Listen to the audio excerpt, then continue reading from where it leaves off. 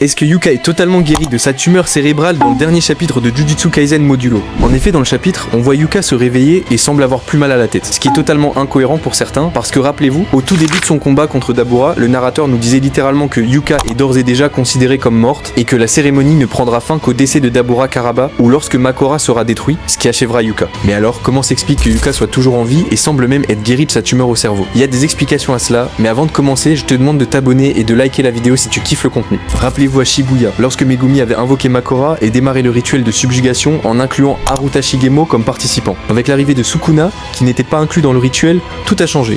En exorcisant Makora, il a brisé la logique initiale du rituel et sauvé Megumi.